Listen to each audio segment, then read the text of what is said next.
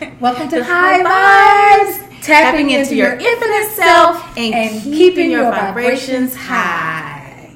I am Tanisha Ali. And I am Affinity Mordecai. And welcome.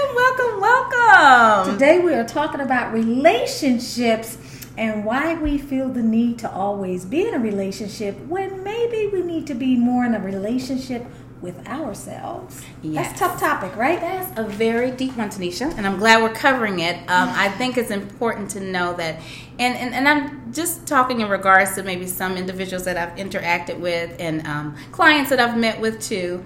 I want to delve into the importance of making sure that we don't have that need of this person is going to fulfill me. This person is going to make me. This person is going to now.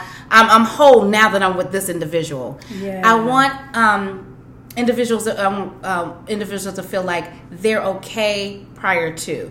What are some things, Tanisha, that you think that individuals can do prior to the relationship to get in a healthy space to be able to, I guess, attract that healthy relationship? I think a couple of things I would say first is learning to spend time with yourself. Yes. Whenever we crave something outside of ourselves to assuage something within ourselves, we're going to have a problem. Right. If you are looking or seeking something in order to make you feel better or more complete or more whole, then you're going to find what you're seeking, but it's not going to be the thing that's going to make you feel more complete, more whole. Right. That's a very, very key factor. So learning to be comfortable with yourself, learning to spend time by yourself and be okay with that. A lot of people are in search of a relationship and they're not in a relationship, and so they'll say, well, I'm always alone. Right. But they don't enjoy being alone. They haven't learned to date themselves. They haven't learned to have a relationship with themselves.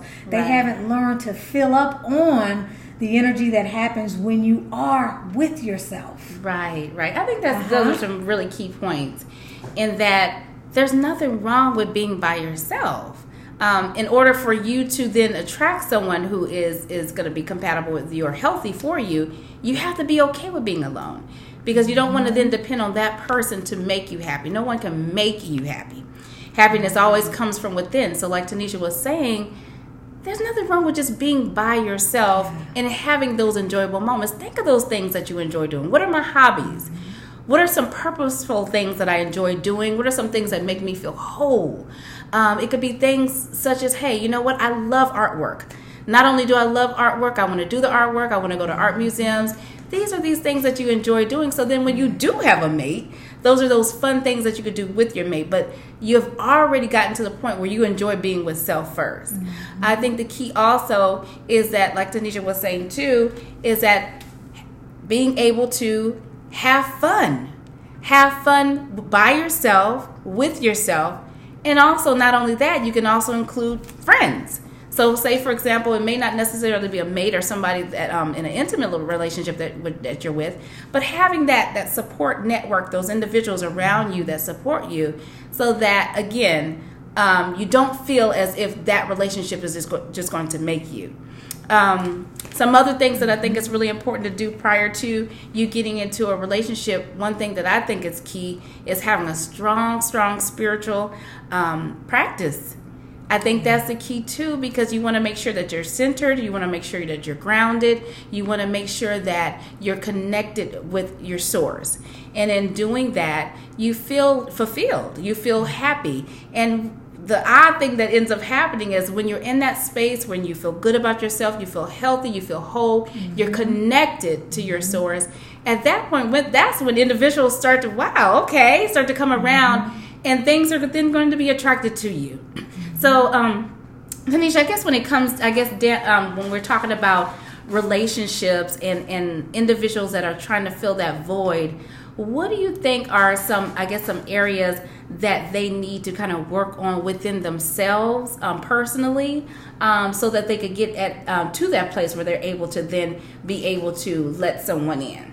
I think one of the most important things is to learn how to honor yourself.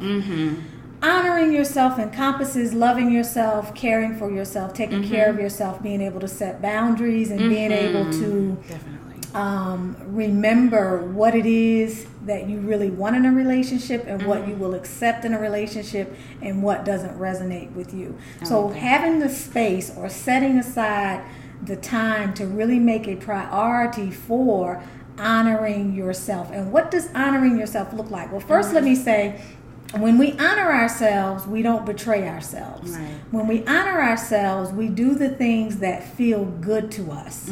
We don't do things that feel good to other people but don't make us feel good. So we are in alignment.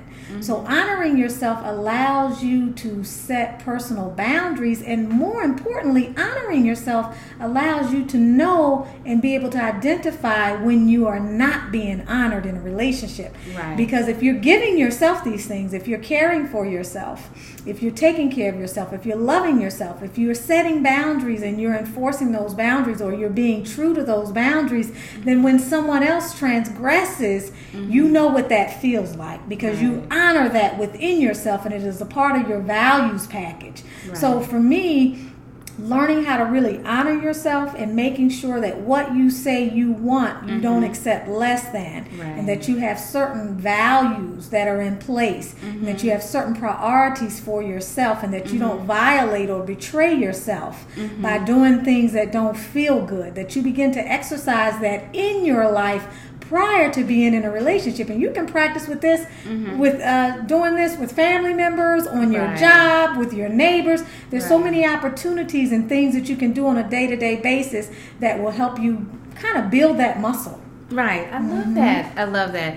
And just going into honoring yourself, boundaries. I think that's the key too, just to piggyback on that, because what happens is if we don't have those established boundaries, we'll just accept just anything just to have somebody. And we don't want to be in a space of doing that. So prior to getting in a relationship, you say, these are the things that I will accept. These are the things that I will not. I will never, ever accept this, because it's not who I am. It's not something that is part of my value system. So that's something, as soon as this happened, I know, this may not be the individual for me. And I like that. I like that, because as I hear you say that, Affinity, I'm thinking never settle. Never settle. I like that. You don't have to settle. Right. If you settle, settling means that I don't believe that I can have the person of my dreams. I don't believe that I'm worthy of or deserving of Mr. Right. So I need to accept everything else along the way. Right. So not settling and knowing exactly what you want and knowing what your non-negotiables are, and being sure that you remain true to those things that are important to you in a relationship. And when red flags go up, or you see things that indicate areas of concern, that you determine at that point, is this something that you want to go deeper in, or is this going to compromise the way in which you honor yourself? Yes.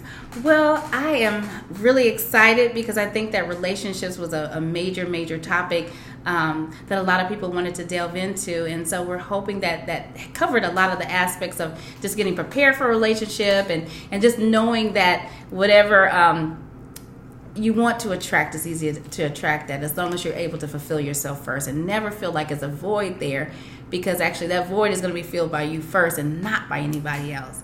So we hope that you enjoyed this video. We look forward to seeing you on the next video. If you liked it, please like it. Please share any comments, questions, or anything that you want to share with us. Other topics that you want to see us cover, please leave that for us too. So I hope you're having a wonderful vibrational day. And this is our second video in the series on relationships. So stay tuned for video number 3. Wishing you love, light, happiness, and peace. All right.